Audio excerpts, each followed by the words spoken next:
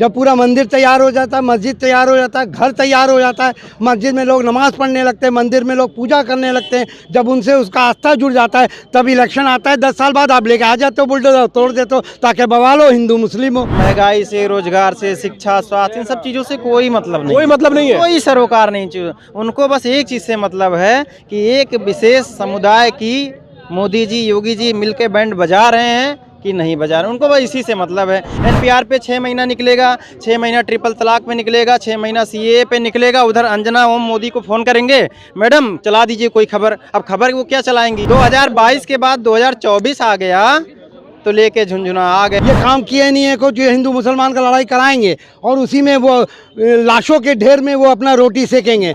जब जब चुनाव आता है तो कहीं आर्मी के ऊपर बिसाता है, अच्छा। कभी पब्लिक के ऊपर बिसाता है। अच्छा। तो ये जब जब सत्ता में चुनाव होता है तब तक ये बिसाता ही रहता है। साम दाम दंड भेद सारे घोड़े खोल दिए गए हैं क्योंकि इस बार इलेक्शन ये हार रहे हैं। एक जेब में हाई कोर्ट है, सुनिए, मोदी की इस जेब में हाई कोर्ट है और दूसरी जेब में सुप्रीम कोर्ट है और यहाँ पे संविधान, मतलब संविधान तो बस नाम ही का है। नमस्कार दोस्तों, 2024 के चुनाव से पहले भारतीय जनता पार्टी ने अपने कुछ एजेंडे सेट करने की कोशिश करनी शुरू कर दी है। जिस तरह से अलीगढ़ मुस्लिम यूनिवर्सिटी से माइनॉरिटी का स्टेटस और हल्द्वानी के अंदर जो घटनाएं देखी होगी आपने, एक मस्जिद को अवैध बताकर वहां पे हिंसा हुई और 7 लोगों की, अब तक वहां पे वो 6 लोगों की मृत्यु हो चुकी है। तमाम इस देश के अंदर ऐसे ऐसे मुद्दे आ रहे हैं जिससे अब लगता है कि देश के अंदर चुनाव जो है वो सांप्रदायिक मुद्दों के ऊपर लड़ा जाएगा। अब इसी को लेकर हम लोगों के बीच में हाजिर हुए। कब तक इस देश की जनता इसी मुद्दे पर वोट करती रहेगी? जब तक ये काम नहीं करेंगे। इन्होंने काम तो कुछ किया ही नहीं है। तो देश की जनता इतनी फ्री है कि जो मतलब हिंदू मुस्लिम करो और वोट ले लो। इजी पॉलिटिक्स करिए और वोट लीजिए। आप ये बताइए, हल्द्वानी में जो मामला हुआ है उसके लिए जिम्मेदार कौन है? उसके लिए गवर्नमेंट जिम्मेदार है, एसडीएम डीएम जिम्मेदार है। आप बताइए, आप जब पूरा दीवार बन जाता है तब आप कुछ नहीं करते हैं, ना बुलडोज़र लाते हैं। जब पूरा मंदिर तैयार हो जाता है, मस्जिद तैयार हो जाता है, घर तैयार हो जाता है, मस्जिद में लोग नमाज़ पढ़ने लगते हैं, मंदिर में लोग पूजा करने लगते हैं, जब उनसे उसका आस्था जुड़ जाता है तब इलेक्शन आता है। 10 साल बाद आप लेके आ जाते हो, बुलडोज़र तोड़ देते हो ताकि बवाल हो, हिंदू मुस्लिम हो। हिंदू मुसलमान भाइयों को आज एक बात बताना होगा कि ये 3 महीना बड़ा सेंसिटिव है। ये काम किए नहीं है को जो हिंदू मुसलमान का लड़ाई कराएंगे और उसी में वो लाशों के ढेर में वो अपना रोटी सेकेंगे। आज हिंदू मुसलमान लाशों के ढेर पर रोटी सेकने की जो प्रक्रिया पूरी हो चुकी है, पूरी हो गई है। चूल्हा जल गया है, अब सिर्फ लाशों को उसमें डाल के रोटी सेकना है, बीजेपी को जीतना है। तो काम 6 लोगों की मृत्यु तो हो चुकी है। अभी कुछ नहीं है, ये बहुत लोगों की मृत्यु होगी अगर हिंदू मुसलमान भाई जागेंगे नहीं, आपस में प्यार मोहब्बत जितनी हो सके इस बार कर लो। और ये समझ लो कि 10 साल बाद आए हैं, पूरा मंदिर बन गया, पूरा मस्जिद बन गया, तब तक बुलडोजर सोया हुआ था। पूरा झोपड़पट्टी बन गया, तब तक पूरा बुलडोजर सोया था। 10 साल बाद तुम आए हो लेके, जब इलेक्शन आया है तोड़ने, ये गलत है।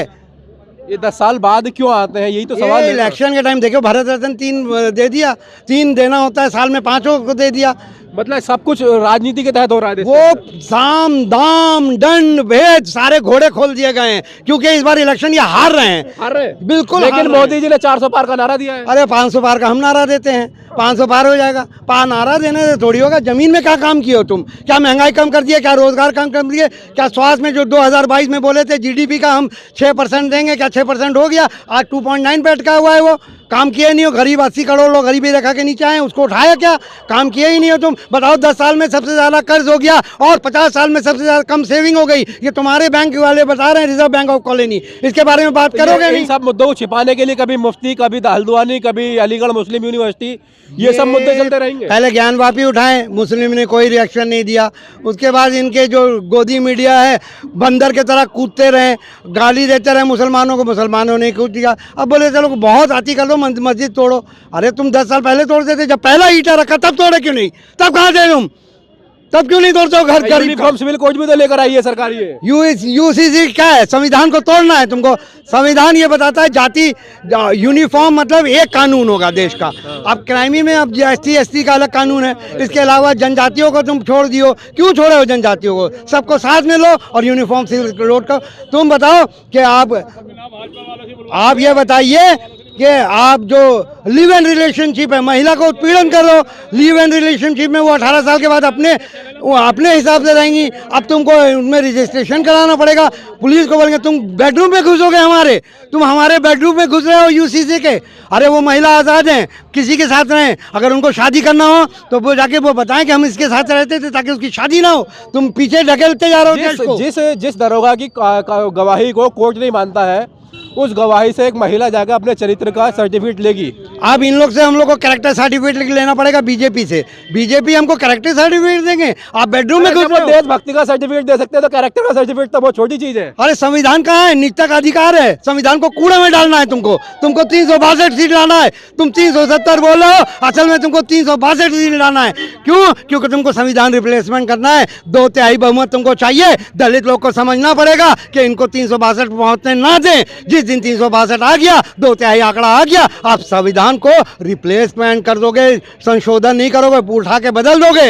इसलिए देश को आज जानना, अपने संविधान की लड़ाई लड़नी है, गांधी की लड़ाई लड़नी है, अम्बेडकर की लड़ाई लड़नी है और इनको इनके हक तक ले जाना है, इनको 100 सीट के नीचे रखना है। जय हिंद, जय भारत। क्या लगता है जब 2024 का चुनाव आ रहा है, इस चुनाव के दौरान भारतीय जनता पार्टी ने अपनी गोटियां सेट करनी शुरू कर दी हैं और राम मंदिर, ज्ञान व्यापी, उसके बाद में मुफ्ती सलमान अजहरी, अब ज्ञान व्यापी वो हल्द्वानी का कांड, अब उसके बाद में अलीगढ़ मुस्लिम यूनिवर्सिटी से माइनॉरिटी का स्टेटस, तो इन सब मुद्दों के बीच में कहाँ लग रहा है कि मूलभूत मुद्दे जो होते हैं वो कहाँ गए हैं? अब जो हो रहा है आप लोग के सामने ही है, मीडिया सब देख रही है, जनता के सामने ही है सब कुछ चीजें। जनता देख रही है सब कुछ, जनता सब देख रही है। अब जिनको पता होगा वो बताएंगे, जिनको नहीं पता होगा वो क्या जानेंगे। जिनको सिर्फ अपनी खेती करनी होगी वो सब क्या करेंगे? ये सब जान के क्या करेंगे? क्या करेंगे जान के? उनसे क्या ही मतलब है? किसान मर गए लखीमपुर खीरी में, गाड़ियां चढ़ गई, क्या उसका निर्णय निकला आपके सामने? क्या निर्णय निकला आपके सामने? आप बताइए क्या निर्णय निकला? सब शोर है, सब शोर है, हमारे युवा बुजुर्ग सब शोर हैं, क्योंकि इनकी बात में ये अपने आगे किसी की सुनते ही नहीं है किसी की सुनना है। आप बताइए। जग रहे हैं, केवल सब शोर है, यही जग रहे हैं। हम ही बता दिए आपको। और ये चिल्लाएंगे, विपक्ष चिल्लाएंगे, तभी हम 2024 में फिर आएंगे। पिछली बार भी चिल्लाते रहे, हम आए, उससे पहले भी चिल्लाते रहे, हम आए, फिर चिल्लाएंगे, फिर आएंगे। आज विधानसभा में भी विपक्ष चिल्ला रहा है, संसद में भी विपक्ष चिल्ला रहा है, सब चिल्लाने के लिए तो हम लोग बचे और काम ही क्या रह गया? 2014 से पहले तो भारतीय जनता पार्टी भी चिल्लाती ना, विपक्ष का काम होता है जनता के मुद्दे संसद में, विधानसभा के अंदर उठाना होता है। वही स्मृति ईरानी थी ना जो सिलेंडर लेके बैठ गई थी रोड पे, वही स्मृति ईरानी थी ना जो आज दिखती नहीं है। 1200 का सिलेंडर, मंत्री बन गई ना, अब तो वो मलाई ले रही है, तो अब कहाँ दिखेंगी? उससे पहले विपक्ष में थी, क्या दिख रहा था आपको? वो रोड पे बैठी थी, माला पहनी थी प्याज का, क्या है ये सब? कहाँ है? अब विपक्ष कर रहा है ये सब, तो कहाँ चीजें हो रही है? आप देखिए, विपक्ष भी तो मीडिया नहीं दिखा रहा है। मीडिया को मौका कहाँ मिल रहा है दिखाने का? क्यों मौका क्यों नहीं मिल रहा है? आप लोकल चैनल हो, बड़ी मीडिया कोई दिख ही नहीं रही रोड पे, तो बिक गए ना, इसका मतलब? बिक क्या गया है? बिक तो सब रहा ही है। अच्छा, सब बिक रहा है, सब आपके सामने सब। अच्छा, ये जो लग रहा है, ये बार बार जो ये धार्मिक ध्रुवीकरण का जो प्रयास चल रहा है, कभी मुफ्ती सलमान का